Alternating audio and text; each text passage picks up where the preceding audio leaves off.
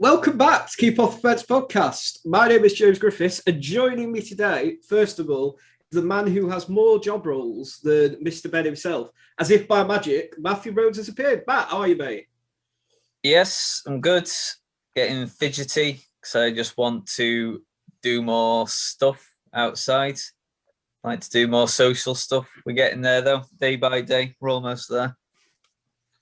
And our special guest today, he is the head of the table, the Gladiators chief. It is manager Paul Phillips. Philo, how are you, mate? Good, thank you. Nice to speak to you. Like I say, I spoke to you in a while. James is getting very worried.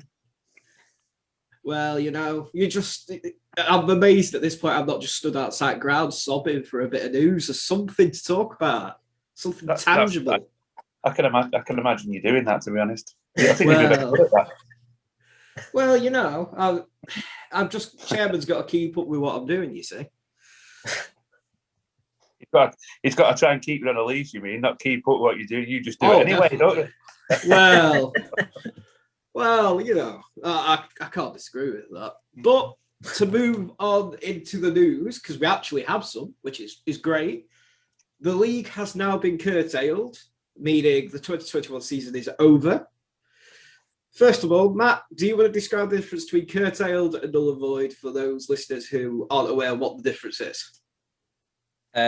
Well, as far as I understand it, in terms of proper organisations, they're sort of saying they're using the word curtailed rather than null and void, just because of things like with the recent developments with National League North and National League South, which was null and voided, but now they're sort of trying to do something, whereas they're sort of trying to unite to have sort of like a temporary league to try and get a team promoted and sort out some relegations.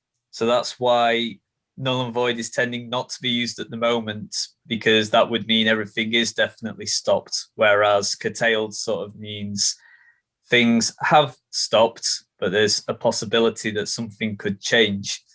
So I really still doubt that anything would change in terms of games being played at Matlock's level. I think it's just rather a technical point, but it's kind of, I think, to do with step two of non-league, who are hell-bent on trying to get some sort of resolution by having some actual games played. But obviously it could have an effect, because if they do, then it means a team could be relegated into Matlock's level. So I think that's why you're seeing the word curtailed rather than null and void at the moment. Paul, how do you feel about the situation with the league? I think it was the only way they could do it. I think Matt's gone, obviously, what he's just said there is they've not sort of said it's null and voided, because one, they're probably open to people trying to sue them to say that they've lost money. And secondly, it gives them a way out of numerous arguments. I think there was no other way that they could have done it. For me, it could have been done sooner. But I think the problem you've got is that people start going about they want to make small leagues, we want to start bringing teams in, we can do friendly matches. You can't, because lads are on furlough. You can't get spectators through the door. We'd love nothing more now to be planning to, after 30th of March, have a couple of weeks training sessions and then be able to go and play a couple of matches, a round-robin competition. I put that forward to the chairman. We was quite happy to do that, but they just can't get fans in. So we're not going to jeopardise the club. We're not going to jeopardise its future. We're not going to jeopardise its financial side after working damn hard to get it on the keel that we are at the moment. And I think we've just got to put it to bed, say that we've just come out of a pandemic, and say that we've got to work towards starting July. We'll have a few sessions this season just to keep lads together and keep ticking over. But for me, it's the only real outcome that we could see happening. I think if we're all realistic, and people can whinge and people can cry, which they will do, this league, the league above them, at the end of the day, the league above, at least they've had 15, 20 more games than we had. They've had grants, they've had all sorts put their way. So how they can cry about things, I'll never know. But like I say, for me, I think we were 6 when we finished. I think we could have gone on and had a real good go in the league. I think we had a good group of lads. I think we've got a good camaraderie, and I think the best thing that can come out of this season is that we look at it, and for a lot of mercenaries that we had previous seasons, without pinpointing certain individuals, I think we had a team full of players that wanted to play for each other, and most importantly, wanted to play for Matlock. I know we've seen a lot of the lads on Twitter echo those comments as well. A lot want to get back playing, but as you say, with the current situation with the furlough, if the lads are brought off of furlough, that will be the club will be responsible for paying their whole wage packet, which of course the club currently has no income other than the online club shop. Which, cheeky plug, if you've not checked it out, we're on the website. Thank you very much. So yeah, Graham will love you for that. Graham will love you for that. I'm sure I'll get a message later on. But looking ahead now, as we've discussed, it's only been curtailed at the minute. So do you think, Paul, that it should just be much like the 1920 season, wiped completely and not acknowledged? Or do you think it's to this thought pattern of maybe trying to work out some way to promote and relegate teams, or do you feel that would be unfair? Well, listen, I'll put this question to you because I've been asked it numerous times. You two have been around non-league football, you know your stuff, you're clever people. Which way could you see in a fair scenario? We've played 6 games, other teams have played 12, 13 games. I think if we did paper, obviously points per game, I think we'd finish second after playing 6 games. I don't know where other teams have finished. I think I've looked at different scenarios. I think Ashton, Stafford, and another team were in the bottom 3.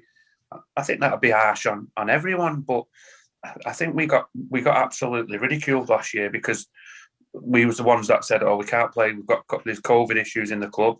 This year, we're in a different climate and we're in a different place in the league, and we're still saying the same thing. There's just no way that I'm putting my lads, players, the families and people behind the scenes in jeopardy to make sure that we can play a game of football.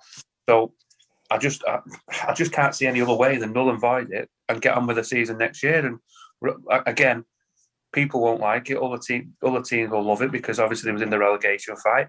But can you two see anything? Listen, I'm just a manager.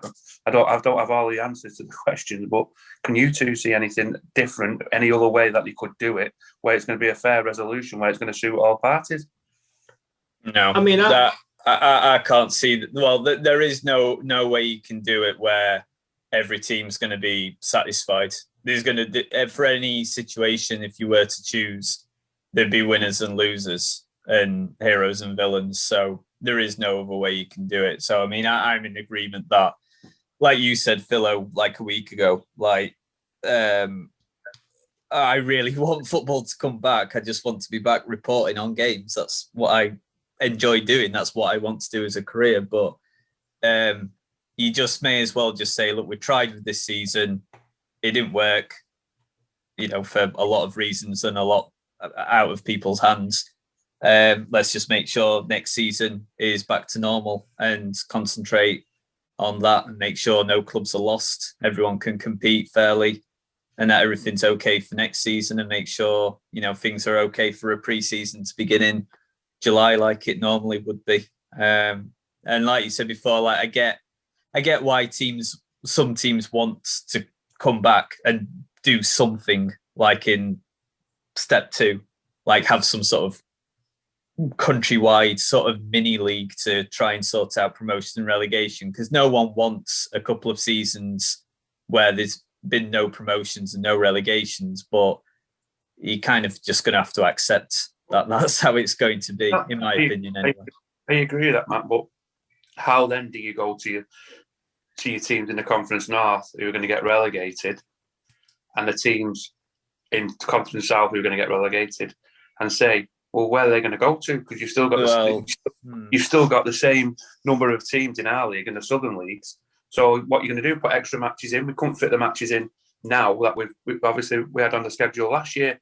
Are we going to start early in August and add extra 2 teams? Which way are they going to do it? Because we need to know that. That's the bigger question here, isn't it? If they're going to relegate teams from the Conference North, one, are they going to add 2 teams to our league, 2 teams to the league? Are they going to promote from our league on? I don't know. This is my point. But the longer it's up in the air, and the longer it goes on, and the messing about, and we don't know the outcome, we can't plan for next year. We don't know where we're going to be. I've seen different sort of leagues come into. I've seen a league with Blythin, seen with a league with Bradford Park Avenue as well as us. I've seen Mickle over in another league in the South League, and but we need to know these answers, and other clubs need to know these answers, and especially in a time like this when there's a lot of uncertainty. I personally feel Matlock should be promoted, but that may just be my bias. So I'm definitely with you. I'd take second place just for now. Promoted second place because they can't have playoffs. So I don't know. I think it was Mickleover because they played that many games. They'd nearly finished the season, and I was on points per game. So I'd be quite happy to get, after 6 games, getting promoted, and I'd have a right party when we could. So if you're listening, head of the FA, I don't know who it is now. It changes more than days of the week. But if you're listening, promote Matlock. We'll be happy, even if no one else will. If he does do that, invite him to the party, and we'll put a free bar on for him, and we'll have a right. Well, there we go then. To move on to our second bit of news, and I'm going to go straight to Paul with this one. Paul, you've hired a head of recruitment. Do you want to talk about the new man at the helm of that post? Yeah, Ryan. Listen, Ryan's really, really good lad. I'll speak to him anyway, so it was a no-brainer. It nearly happened in the summer, but I just didn't think it was in the right place at that time for me to take my eye off the ball, and Wilder to take the eye off the ball for what we needed to do, and the volume of players that we had to bring in the summer.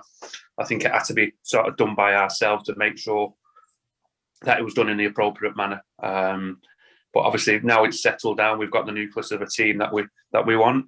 I think it's massively important. Listen, recruitment in the Premier League, in the Conference North, in any leagues it makes or breaks you. And like I've said before, I can't go and watch a player on a Saturday. You can't watch a player on a Tuesday. And for me, I've seen a bit of the model was Matt Jansen, and Smudge did it from Charlie. Charlie sort of Smudge went round games and made sure that they got the best players that they could do to suit their style of play and to suit what they wanted to where they wanted to go. And I just think I said to before, and when I spoke to Ryan, obviously the last year at Buxton, I know we don't like speaking about Buxton because obviously the rivals, but just to put it into perspective, we got some fantastic footballers into the second season, and there was great ability-wise, but they didn't have any heart. We didn't have any heart. We didn't have any spirit. And I recruited wrong. It was a massive mistake that I've learned from, and it's a mistake that will live with me forever because it hurt me when I got it wrong. So for me, the recruitment side is imperative that we get it right. If we can get 90%, you're never going to get everything right. Don't get me wrong. We brought lads in this year, even though I looked at it and I said we brought 10% of lads in this year. That it's not worked out. But 90% for me this year, we got it right. So for me, it's a pat on the back to myself, while the other lads that went and looked at these players. But we've got to make sure now that we're bringing it in a smaller volume, where there's only going to be 3 or 4 players coming in, that one, we get them right.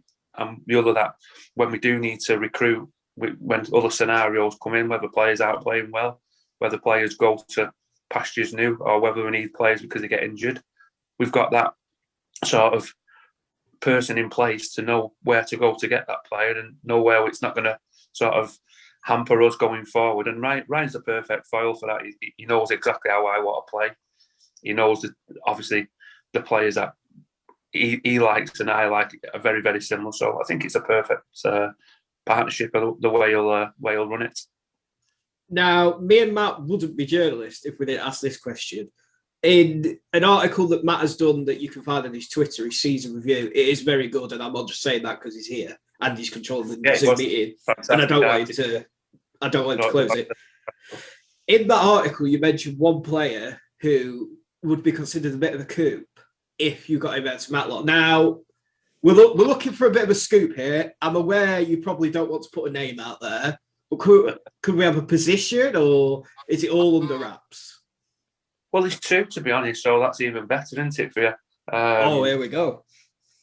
One's a forward. I feel that we've obviously, if you look at our forward line, we relied a lot on Ross, who did ever so well. What a fantastic player and a great lad. And we relied on the skipper a hell of a lot last year, Big Liam, to sort of create things as a number 9. I think Ross is a probably different kind of number 9 to Liam. I think Ross probably sort of wants to run beyond. Liam will take the bullets and hold the ball up. And I felt like we needed another player in case Yuzi, one was injured or two needed a little bit of a rest, which he'll never want to hear that, but sometimes you do with the volume of games we have.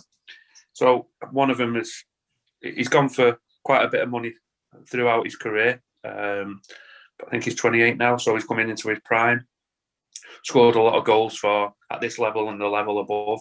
And if we can get that one over the line, it'd be a great front three, or great three that we can rely on to score. I think they could score hopefully 30, 40 goals between them in a season, which takes a lot of burden off other lads. The other lad's a midfielder. We've been speaking to him throughout. Great lad. Captain of a Conference North team. Again, played at Conference North level, played at Conference National level. And again, he's a player that we greatly admire. It's not done and dusted. We're trying our hardest, because obviously when you come up to try and get these players, you're not just the only team in the market. There's other people throwing the hat in the ring. So obviously I'm not going to start mentioning names, as you know, James. It's not relevant to say that at this point with everything going on. But if we do get them two, it'd be a massive statement intent going forward into the next campaign. I'm sure we'll have all the internet sleuths on it now, looking things through. I'll be giving you a nudge after this, looking for names, of course, as always. It'll send some notification alerts to like Twitter accounts, like the non-league in the know accounts. I'm sure there's always about 5 accounts like that. To be fair, he got the majority wrong last year, but they still got 1 or 2 right. So fair play to him. But I had one last year telling us, I can't think who it was actually saying going to sign, but even put me in the tweet and said we're going to sign such as a person. I said, well, I don't even know who he is. Never mind signing. I think at one point, well, there was accounts linked to I think it was Ashley Chambers. It linked us and Buxton. Yeah. And I didn't even know who it was. I think I had to text you, James, to say, can you please put me in the picture who it is? Because I've never, no disrespect to the lad, I've never heard of him. Occasionally, me and Phil will message each other. We'll go, just wind someone up. You know, wind these accounts up. Put some fake rumours out there, because we want to know. You know, we want to make sure there's no leaks in the camp, and of course there isn't. But you know, it's just we like to get people talking. So and to put them off the scent, James, and to put them off the scent. You know this forward that you mentioned, is it? I know you shouldn't be mentioning names, but genuinely, is it Anthony Marshall? I can categorically say he wouldn't be able to sweep the changing rooms after the game. Never mind. I do not, and you can say this for all his ability in the world. I don't have lazy players on my team. I just wouldn't. It wouldn't sit well. And whenever you go on the pitch, you like to, when you're winning especially, you like to do it with a smile on your face, and that's one thing that's missing with him, isn't it? And again, you know how much I admire United, and just look at their team and think there's so many things wrong with it. Players playing at this time, at least they can play without a smile on their face, playing for hundreds of thousands of pounds, a game they love, moaning that they've got to. Joe, this is the other one, James. Matt, they're saying how the volume of games now is catching up with him. The volume of games. We play Saturday, Tuesday. Get up then the following day for work. It's Monday, you get up for work. Maybe play Saturday, Monday. Travel to Colville or travel wherever you're going to do, or travel to Blythe or South Shields on a Tuesday, then get back home for. They're getting on either a chartered plane or first class rail to get back home, to get picked up, to have the day off after it, and they play 200 games. Come on, hey, seriously, how bad is it coming? So they're so pampered, it's untrue. And I know they're treated like racehorses, thoroughbred racehorses, but they need a bit of reality, don't they? At least if you're playing, have a smile on your face and look like you're enjoying playing football, because 70-80% of the country at the moment in time can't play football like they can. So do have a smile on your face, for God's sake. To be fair, on that subject of a smile on your face, I did like it when Ole Gunnar Solskjaer, like a dad to his 6-year-old in a school game, sort of smiled and gave Fred a big thumbs up after he managed a shot. That did make me laugh quite a lot. Well, I tell you what made me laugh even more.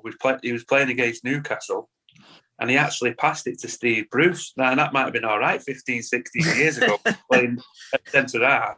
Yeah. But he actually passed it to the Newcastle manager at the side. Honestly, don't start me on him. He's even worse. Oh, honestly, how some of these players cost the money and get the money they get, and it's untrue. Give me Mark Lees any day of the week. If you ever want to learn a footballer's mettle, if you ever want it tested, a cold Tuesday night in Grantham on a February, nothing will test you like the freezing cold that will run through your body on those sorts of nights. Those games are the ones that players play in purely for the love of the game, nothing else. Joe, what though? I think I said the same to Matt, excuse me, the other night when I spoke to him. Joe Grantham on a cold Tuesday night, bouncing down with rain and windy. It'd be paradise now, because it's that long ago since we actually had the competitive game of football. Oh, mate, I'm that ready for a game of football that I'd even be prepared to go across the A6 and put up with those folks, for lack of a better word. Now, James, you was going to swear then, weren't you? Well, I try not to. We could try and keep this PG-13, but, you know, me and Buxton have a love-hate relationship, as in we love to hate each other. So, yeah. But that is one thing that has always interested me. Not many managers have, in the history, both clubs have been going for a while, Matlock and Buxton, have bridged that gap over the A6. Now, I think when you took the Matlock job, there was an air of shock that you went from one rival to another. Now, when we were talking to Wildy about it, I can't remember the phrase he used exactly, because I think we cut it out because it wasn't PG, but that's Wildy. Was it ever, did you ever feel any doubt in yourself about taking the role, or was it just you always felt like, my association with Buxton has ended, I now want to make my mark at Matlock? Yeah, to be fair, I never thought, obviously, you always, whenever you come out of a job and you think to yourself, I've had a few weeks off now, got my head together and look at what I've done right, what I've done wrong, and look where you can get back in. And you sort of look at results and different things. And obviously at that time, I think Steve Kitcher was the manager when I came in, and they were struggling a little bit. Obviously, I think they were still competing in the FA Trophy, and then obviously lost at Eastleigh, and then lost a couple of games after that. And that's one of them things you're thinking, you try and do a little bit of background on it, because I've played at Matlock numerous times. I knew what the club was about. I knew it was a decent club, and I think it obviously, without obviously putting people down, it underachieved for a few years. But as soon as I left Buxton, it was a case of, that's it. I made some great friends there. Get on well with the chairman. People behind the scenes. There was one or two. How do you put it? I think you get that in every club, though. I think there was one or two people that, and I think this is a major issue in non-league, that these people in our club as well. I think that, and especially in Buxton, the latter end, when they like it more. Staley Bridge was another example when we went in there. They like it more to lose, so you've got more to speak about and more to sort of mull over than to win and to give you the compliment. And I think that's a culture that you've got to change in any club when you walk into it. I think you've got to get the people on side and make sure that everyone's pulling the same direction, because it can be awful when you obviously walk into the social club.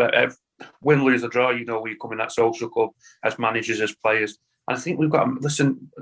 We've lost, but we've had a right go. Yeah, but you could have done this. Yeah, you've got to take people's views because that's what they pay the money for. But when you have people there that are willing you to get beat and willing you to lose games so they can have a go at you, I think that's a really, really poor environment to sort of manage in, because we're all aiming for the same thing, to be successful, which with every team you're at the moment, obviously Matlock exactly the same. I think when we come in, I think there was quite a lot of people undecided of how we was going to manage, how we was going to sort of get us on the right road. I remember the Hyde game last year when we played the Hyde game and we was getting beat. I think it was 3-1. We was absolutely atrocious, and 1 or 2 training sessions, and we'd had a few games, and we'd done okay. We'd done okay in the games. I think we'd won 1, lost 1, and drawn 1. I can't remember. Then we went to Hyde, and it was one of them days where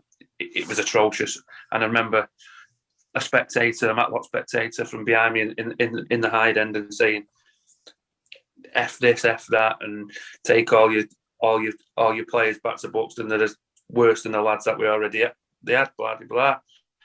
But you've got to take that, haven't you, James? You've got to take that. I understand that. That's part and parcel. But I just feel that at the moment in time, the vibe that you get out of coming chairman, the people on Tom, yourselves, when you walk into the club now is totally different than the vibe that we had when we first walked into the club, where it was a bit doom and gloom and sort of, do we want to progress? I think we do. I think we're set up to progress now, and I think we're all pulling in the same way. I think we all want Matlock to be successful, and I think we can be. But that comes down not just by us winning. I think it comes down as everything else, the club being successful off the pitch, making the right decisions off the pitch. And I think we're doing that. I think everything's going hand in hand now with how we want to do, how we want to run the club, how we want to see our team playing. So I think, without waffling on, I think that as long as people behind the scenes want you to win each week, and sometimes if you don't win, they can see that endeavour and they can see the attitude and they can see that how much it hurts the players, and you're not just turning up to pick the wages up. I think it makes a hell of a difference, and for me, that's been the biggest impacts I can see that we've made on the football club at the moment. I remember it because it's very strange. I've been at Matlock now. I think this is my 11th season. When's your testimonial? Well, I've been talking I'd love to see that. I'd love to see that. Well, you know, I do travel with Schutz, so I'll get him to give me a run out in goals. I'll just lay down and hope for the best. But yeah, that's what I always did. That's what I did. Well, if it works, mate, it works. It got 600 appearances. I'll take just getting one. I made a career lying down. If it hits you, it hits you. If it doesn't, you have to just wave at it. But that's the best way of thinking about it. But you don't put an hold you to that, don't you? Now that you're going to play in goals now pre-season, mate, I'll take it. I'll take just seeing some football. But I mean, 11 years at Matlock, love the place to bits. I've rejected taking jobs higher up at league level because this is where I want to be, and I've had the pleasure of working with a lot of really good managers. Made a lot of friends along the way, which is always good. If you told me after Buxton beat Matlock 6-0, and I remember an interview you did with Buxton after, you said, "Oh, Joes, by the way, you'll be working with Paul Phillips in like a year." I wouldn't have said that's going to happen, and I feel this with football, it's so changeable in what can happen. I mean, we've now come in. You obviously, when you took the job, we had the tragic pass of Jordan Sinnott, which at any time is hard for anybody to sort of take on board and deal with. I know it hit a lot of the lads at the time hard. So to come into that environment and, from the start, it's not something. I think it's one of the few times when I found out that cried over something in football because it just hit us so hard. So how, as a manager, do you come in with something like that and reflect and think, right, this is how I'm going to G up players? Because there's no manual for doing that. I think it was hard. I think that, and I don't want to sound harsh in saying this because obviously everyone was absolutely gutted for what happened, and obviously on the way to Mickleover, I've never had to walk in the changing room and say something that felt so hard to say at Mickleover to tell the lads and to see the faces. But to be honest, it was so hard then to try and pick them up for the games after. And you don't know the longer lasting effect, but then you look at it and you can't. It's an hard one to say, well, Joe, I'm going to get rid of him. And we just didn't sort of have that. We couldn't have that mentality. It was sort of, he was standing on eggshells a little bit with certain individuals, because I think it really did sort of upset him, because obviously the lad had a great friendship with a lot of the players from last year. It was just hard. Like I say, we had that, and then we had the Stewart situation, and it's just not nice. It's not a nice situation, but I still feel, and this might sound obviously in hindsight, I still feel we would have had enough in the tank to make sure that we would have finished comfortably last year. If it not been null and void, I think we'd have got out the mire, as we say, and I think we'd have been okay. But obviously, looking at the lads from last year and the lads this year, we had to have wholesale changes, and I just felt that we had to have the right characters, and hence why I give Liam Hughes the armband, and obviously Yatesy still stays as club captain, but uses obviously the on-field captain. And I felt like we had to have a bit of a change of leadership and a bit of a change of direction of how we sort of shown ourselves on the pitch and off our pitch. Now, I know Craig Cantrell is listening to this and he's saying to me, James, why have you not asked the gaffer who he has already retained? Who can we expect to see next season? So I'm going to have to ask you that. Is there anybody at the minute that you think will be guaranteed part of your squad for next season?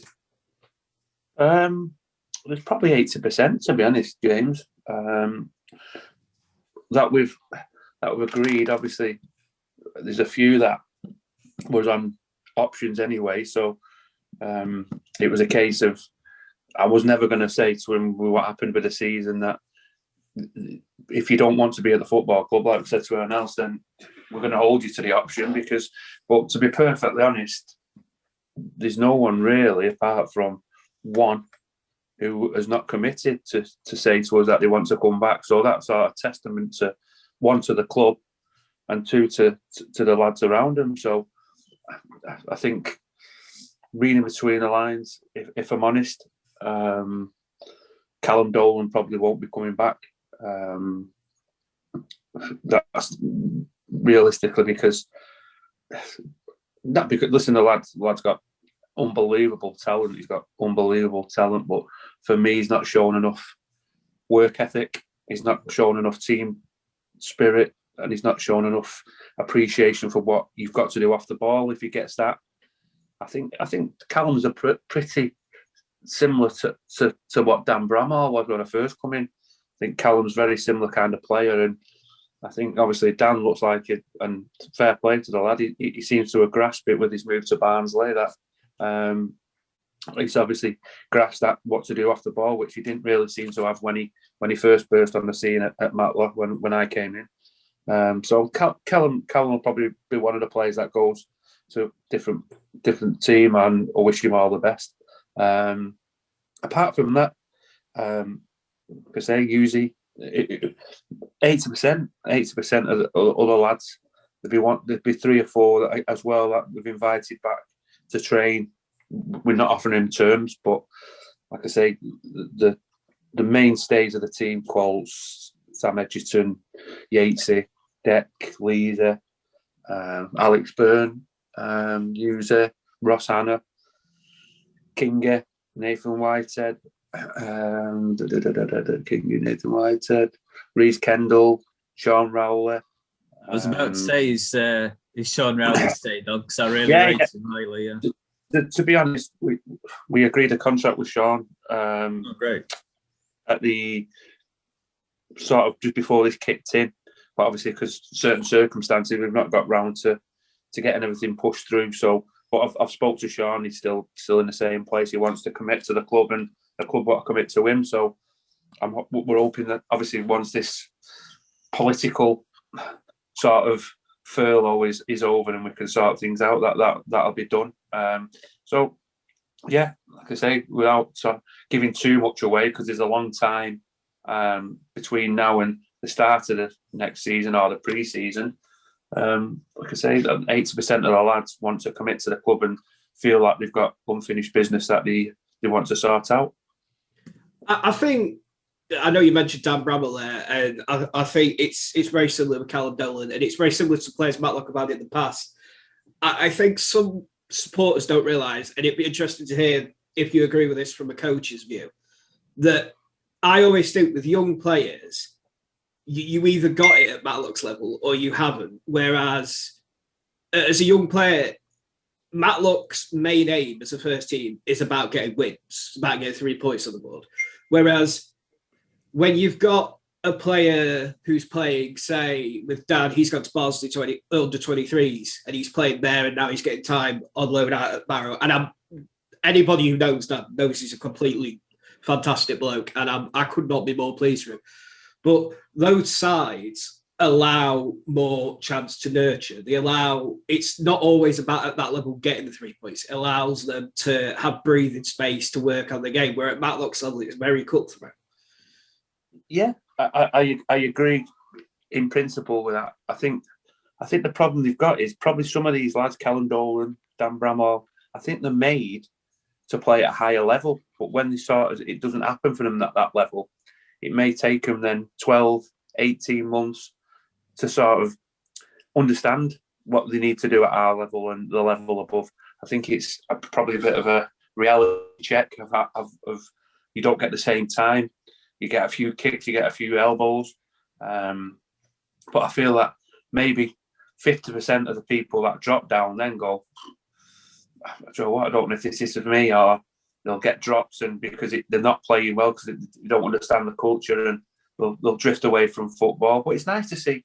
I say, I don't want to people feel that Dan Bramall went from the football club because he wanted to play football. Callum Dolan's exactly the same. That he'll go from the football club because of he wants to play football, and we can't guarantee that. And that's a trait that we don't want him to lose. But again, if Callum can grasp what he's got to do off the pitch and what he's got to do as well as bringing his ability to the party on the pitch, then the world's his oyster. He can play as high as he wants. But if he doesn't grasp that, then again, it might be another that we all know of many that lose the football life because of probably the easy things that should come to you, the running about, the defending, the tracking back. I just feel them kind of things you've got to have, whether it be at our level, the level above, or in the Premier League. I think you're seeing that now with, unfortunately, Manchester City's team. You look at it, and no matter what they say, they play fantastic football. But when they lose the ball, look at how they chase back. Look how they tackle back, and look how back they get back in shape and force teams to make errors, so they then can go and win the game at the other end. Same with Leeds. Leeds is exactly the same. Not you wouldn't say, look at Stuart Dallas. You've got other players there that not household names, but they're holding their own in the Premier League. We're not spending a hell of a lot of money because of work ethic and because of the manager drilling and how to win football games. And I think that's why, for me, you've got to get right first. You've got to get a team around you and team that to put on the pitch that know how to win football games. Your ability and your flair that can then come into it when you get in the knack of winning football matches. It's great as well to see Dan and Callum in particular. Callum's, of course, had his own trials and tribulations throughout the years, but I feel in the time he was at Matlock, getting to know him, he's really come on as a person as well. So hopefully whatever he does go on to do will be a great success. And I know he'll always have friends here, much like Dan has, much like everybody who's left the club. It's a very family, community-based atmosphere. and we're all very supportive of each other. Sometimes when players do leave, it is just they want to play football, and whatever happens, there will always be sport in that. Of course, and like I said to you before, there's no animosity towards anyone that ever leaves. Even last year, we spoke to most of the lads, and there's no animosity. For me, you never burn bridges in football. We've wished Callum all the best. I think he was even going to, we give him permission last week that he could go on trial at Stockport County. So it shows that all the teams are taking note of him, even though he couldn't really get in our team that much last year. Teams are taking note of him, and hopefully he can sort of pick himself up and get something at Stockport or at another club. Because I feel full-time football for these kind of lads is better. We had a kid again, I don't want to go back to Buxton. I had a kid that same thing happened to him at Buxton. Diego came to us, looked $1 million in training, had all the flair, all the ability. And it took him 12 months. It took me to put him on a transfer list. It took me to give him a kick up the backside 4 or 5 times. And look at him now. He's got offers here, there and everywhere. And I feel that that's the difference. People that drop down the levels who grasp what you've got to do quicker have got more chance of bouncing back up into the professional game. Now, I'm going to go all the way back to episode 1 of the podcast. There was a comment left below on the YouTube. To Phil Pauling, because I don't know if he listened. I wouldn't if I was him. I'd just yap on. We know what I'm like. But we spoke about Zach Brunt and Ashton Hall previously at the club as part of the academy makeup, the reserve makeup. The quote in question, I don't have it at hand, but the gentleman said that he thought that Matlock should invest more in the youth setup and the reserve setup and bring it back. Now, I know during your time at the club, it's not really been a case of, we'll just nip down the road and say that, given we're in the middle of a global pandemic. But is that something you would be keen to see return? Perhaps, I know the club stepped away from the NPL academy setup because they felt it wasn't as competitive as perhaps was needed. Would you like to see maybe an under-19 side set up with a reserve side with the under-19s going into a similar league that the likes of Chesterfield, Ilkeston, Mansfield playing? And is that something on your agenda? Yeah, definitely like to see it. I know. Listen, I think it's probably at the time, and Matlock had a fantastic. I remember watching him, and I think it was Jamie Yates who managed him at the time, and I remember watching him and thinking, got some really good players. Surely they must be knocking on the first team door. And when I looked at them, there was 1 or 2 players I thought, you know what, we'll keep an eye on them because I feel like they could kick on in the game, and obviously they have now. The 2 names you just mentioned, but no, I feel that you've got to get the club stabilised.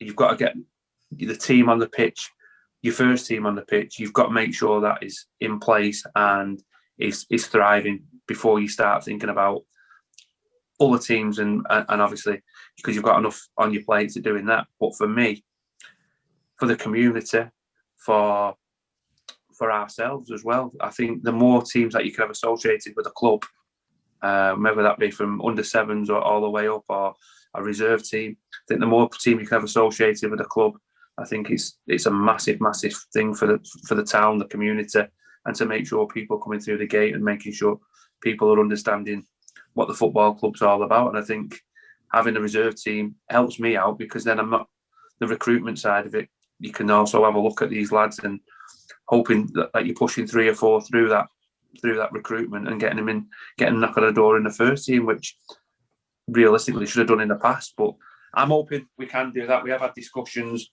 but I think you've got to make sure you've got the right facilities to do that, and 2, you've got the right people behind it to make sure that it's run in the right manner. I think what a lot of people didn't seem to realise when we previously had the reserve and the academy teams as well is we've got a beautiful ground. It's one of the best in the league, and that's down to the ground staff.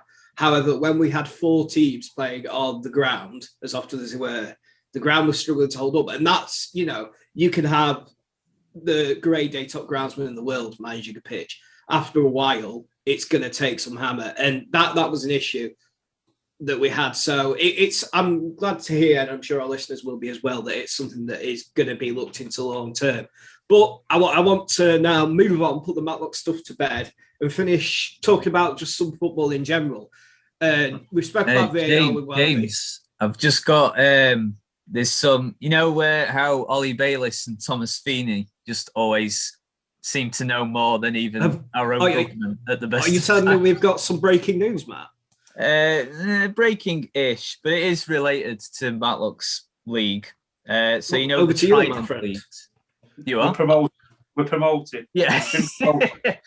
Yeah, Matlock. Matlock? Matlock Town have been promoted. No.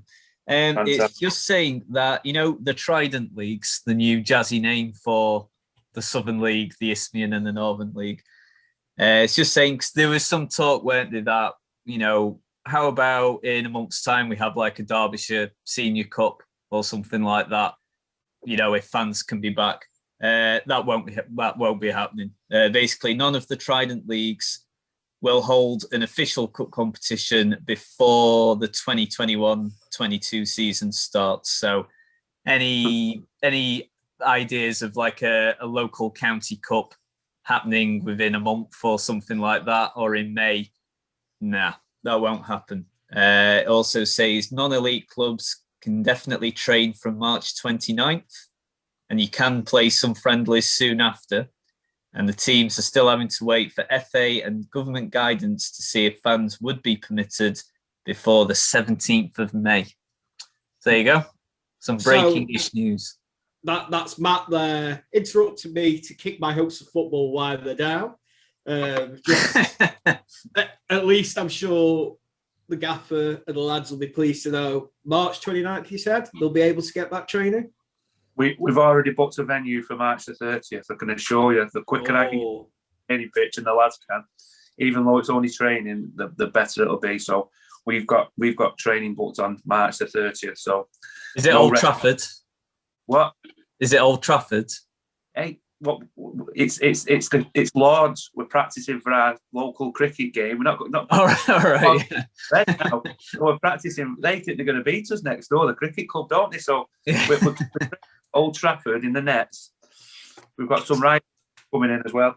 I didn't realise this used to be a thing. Obviously I've only been involved with Matlock for still not even a full season yet, but that it used to be a thing where Matlock's football team would play the Matlock cricket team in a pre-season. James, has this been a thing that used to happen year after year?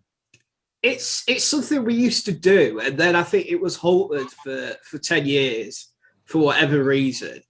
But it seems to come back now. We've got a great buddy relationship, I know, with the cricket club. They're finally making their first steps into the online world. You'll have seen them on social media. They've got a great chap whose name escapes me right now because I'm duller than dishwater, but I will remember it at some point. We've also got our secret weapon, of course, Schutz, who is, when he's not at the football nets, he's at the cricket nets. So we have a secret weapon. We've got more than one secret weapon. We've got a lad that played cricket for Yorkshire, and we've got a couple of other lads. I hope these have got a decent team, or it could be over before tea. Well, there you go. Team out these lads, because I hope they don't think they turn up playing a load of pub footballers, or we have got some very, very good cricketers in our ranks, and I think the goalkeeping coach Schutz, isn't he a cricket player? Yeah. Very good cricketer. Dave, believe it or not, Dave Noble, fantastic cricketer, wicket keeper. I've played at an all right level for cricket. Reece Kendall. What kind of cricketer are you, Philo? You strike me as a decent spin bowler. No. I'm a better drinker after the cricket. I'm number 6 batsman. I don't like to mess about. So I either go in, we stay for a bit, or without first ball. So no, listen, too much away because we want to win that. So whenever we play that cricket game, we'll be ready, I assure you. So I will be in the clubhouse keeping an eye on the beer and sandwiches. So if you need me, you know where I am.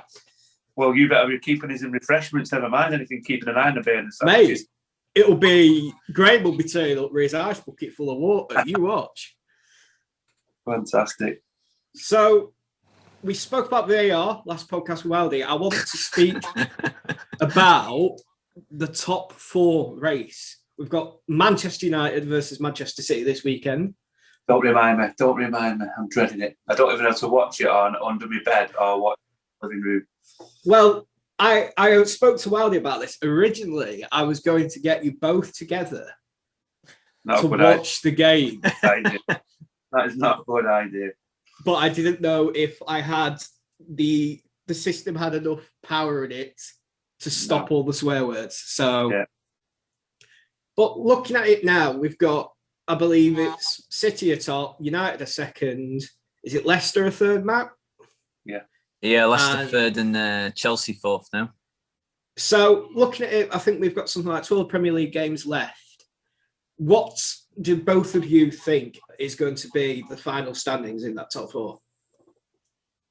Man City are definitely going to win the league. Sorry, Philip, but words out of the mouth with this, Matt. Yeah, I totally agree. Unfortunately, I hate saying that, you know that, but I totally agree with Matthew. I think Man U will finish second.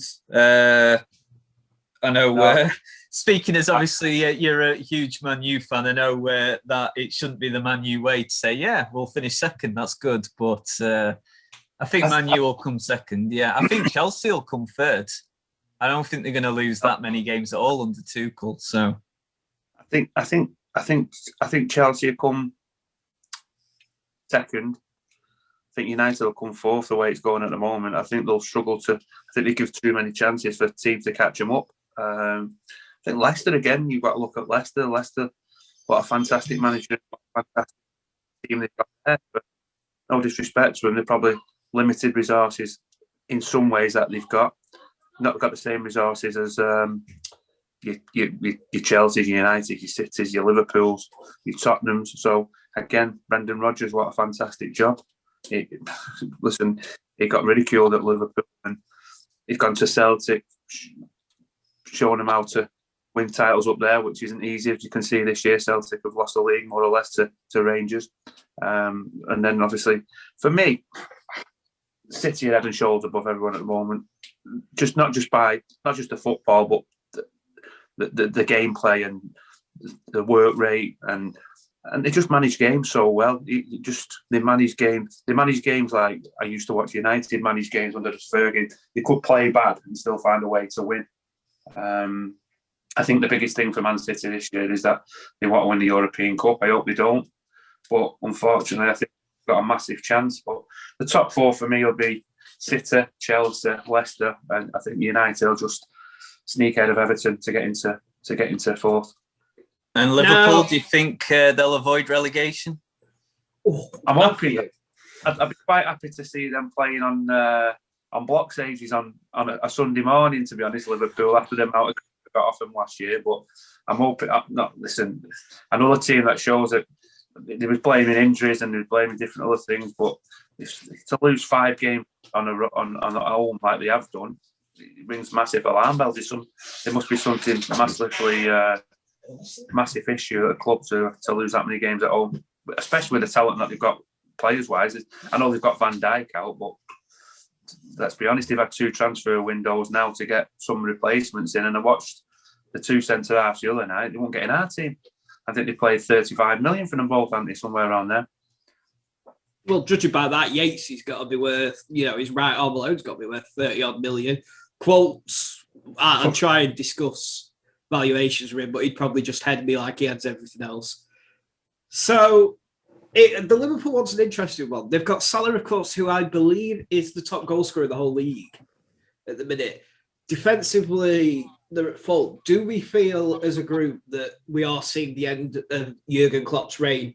He had a very similar run when he was at Dortmund. If I know Paul, of course, Man United fan, Matt's an Aston Villa fan, when it comes to Premier League issues, do you feel Liverpool would be wise to replace Klopp, or do you think it would be a bad move? For me, if they do, I'd take him at Old Trafford in a blink of an eye. Absolutely fantastic manager. I think again. I think the problem he's had this year is obviously he's lost his mainstay defender, which has been well documented. But I think probably some of the players have lost their hunger to go and win it. I don't think you can blame the manager. I think some of the players have probably got the feet under the table and thought, you know what, we can just turn up here and we're going to win the league. I think for me, Jurgen Klopp is in the top 3 managers in the world and kind of manager that any club for me in Europe had want at the helm. You should never sack Klopp after what he did. I just don't think that. I think they just got. I don't think it really comes from Klopp. I just don't think he was backed enough. And I think when they got their injuries, I kind of feel like their sort of powers that be were a bit complacent. We're just like, well, you know, we're still playing great stuff. We're winning the vast majority of games. We'll be fine. But obviously they're not. And there are a lot of good teams in the Premier League this season, like Everton are miles better than what they have been for a long time. Even Villa beat them 7-2, which is still incredible. It kind of gets forgotten about a bit that Villa absolutely annihilated them earlier on this season. But yeah, teams have got better, and I think they've just got a bit complacent, and they needed backing to get to address some issues that they had, and it's just not happened, and they're in trouble. They genuinely might not come top 6. Genuinely might not, because I know Mourinho is very divided as to whether he's still as good as he has been, but I've got to think that Tottenham will still improve between now and the end of the season. Everton look stable finally, and obviously Ancelotti is a very good manager. They might not even come top 6, Liverpool, which would be disastrous. So yeah, Great. It's going to be yeah. If you put it this way, if you'd have said to me like in May or the beginning of June, at this stage of this season, Villa would be 2 points behind Liverpool with a game in hand, I'd been like, no, that's not the case. But yeah, that is unbelievably where we are. Again, though, you look at that, and let's speak about Aston Villa. For me, the manager after last year could have very easily sacked him. Small margin again, probably a goal. That wasn't a goal. The ghost goal. Yeah, that probably kept him in a job. And then this year, they've given him a little bit of money. He's got his recruitment right at Aston Villa. And they're a match for anyone on the day, as he's shown.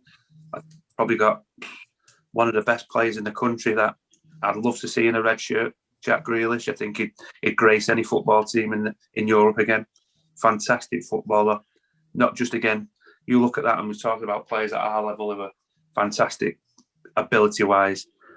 Jack Grealish gives the ball away, goes and gets it back, gets back in position, goes and wins it back and causes them problems. And that's the difference. I think for me, Jack Grealish has been immense. I think the keeper's been absolutely unbelievable for Villa.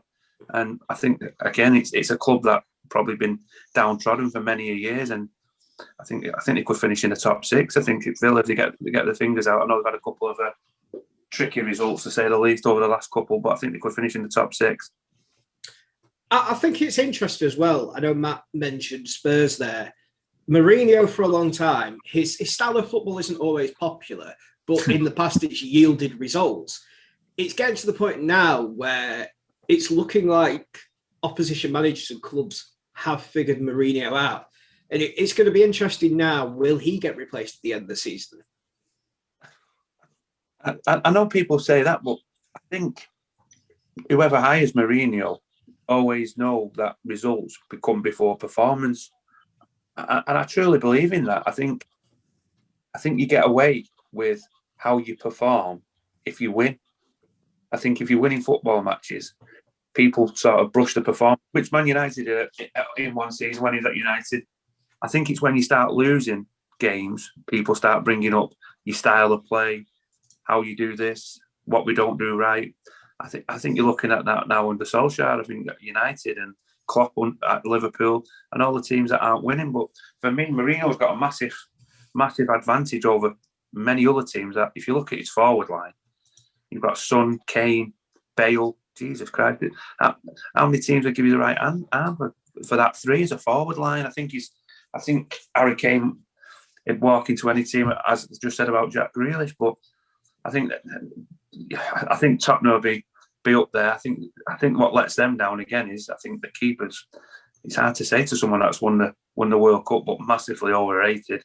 And I think the back four, they've never really looked at a Mourinho back four. I think bringing a kid in from Southampton, he was obviously give him a little bit more stability, but I just don't think that's a Mourinho back four. I think he needs to get to the summer and bring players in like Ivanovic, like they had in Terry, no nonsense kind of players who defend first. I think a lot of these teams these days, especially Tottenham with a fullback playing high, don't sort of play the Mourinho style that he wants to defend first and foremost and let the attackers win your games.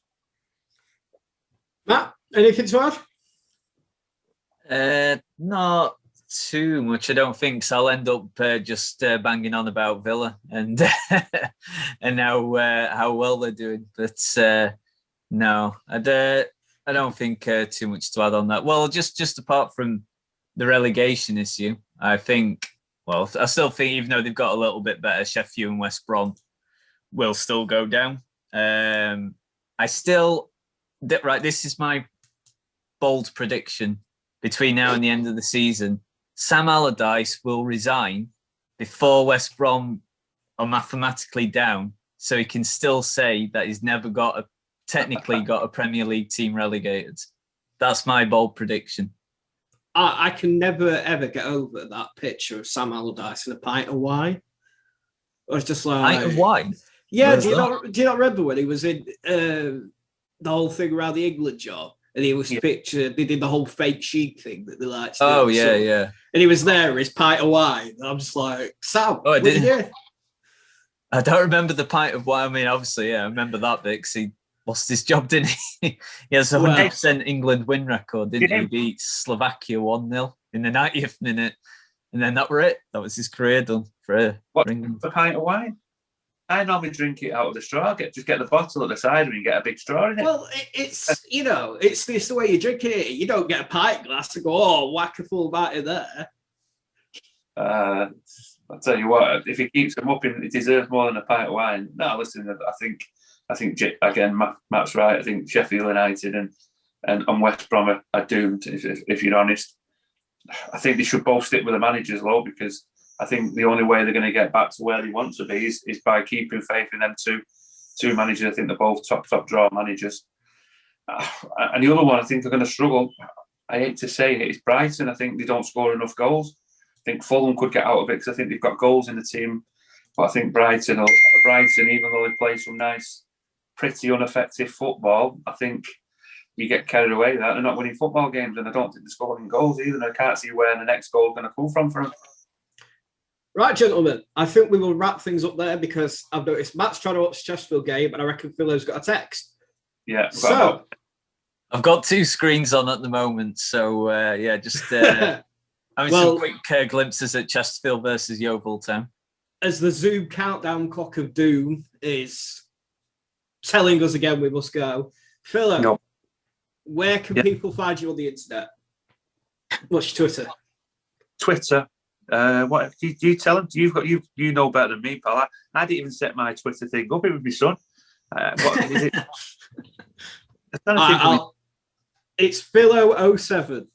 That's it. That's correct, James. See what I mean? I can always rely on you for anything new technology. Well, so does the rest of the club. Is there anything you want to plug while you're here? Do you want to mention your business or anything? No. Listen, I just want to say, obviously, it's great. Thanks for everyone behind the scenes at the moment in time who's pulling in the same direction at Matlock. Obviously, I hope everyone, for me, is staying well and hopefully over the worst. And let's get about a bit to normality, and I hope we can attract the crowds that we had prior to this lockdown. And let's see if the lads can give you something to shout about and something to celebrate come hopefully end of next season, and stick with us and let's see where we all go as one club. Matt, where can people find you on the interwebs? Everywhere. I spend too much time on it. Everywhere. I'm on. Actually, I'm not on Snapchat. I think that's one of the few things I'm not on. MySpace, Bebo, Friends Reunited. Yeah, MySpace. Yeah. Twitter is Matlock Roads. At Matlock Roads. In fact, I've got. Oh no. Sorry, I thought Chesterfield were about. That's so professional, isn't it? I thought Chesterfield were about to take the. I just thought you were mooing, to be honest. Yeah. The one thing I'll plug is, I think I'm allowed to do it because it's related to Derby Media. Plug, my friend. As a bit of intrigue, on Wednesday, I should be interviewing an Olympic gold medalist. So I'll just leave it at that.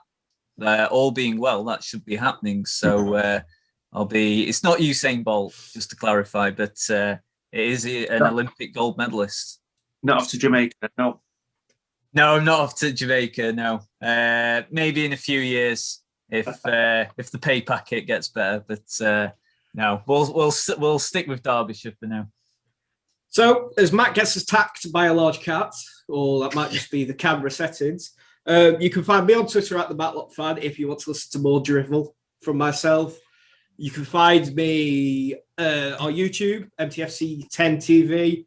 There's over 400 videos on there. So if you're jonesing for some football goodness, we've got you stocked. We've got highlights from games 10 years ago and highlights from games last year. The editing's still just as bad.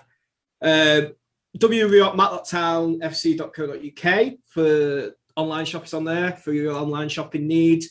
Pencil cases, mugs, shirts, other shirts, fleeces, jumpers, you name it, even dog jackets. I know Phillips put an order in for a dog jacket.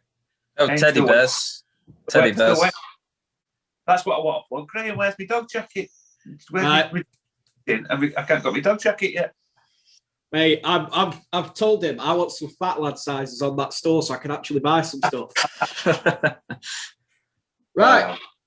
If you listen to this and you enjoy it, please leave us a review. It helps with the algorithm. It means more people will see this. Hopefully more people will become aware of Matlock Town, meaning they'll come to games, which will mean more money in the coffers, which will mean Philo will be able to bring in better players by summary, and we'll end up with Messi at Matlock, you know. Right. Thank you very much, gentlemen, for your time. Thank you for listening. Take care.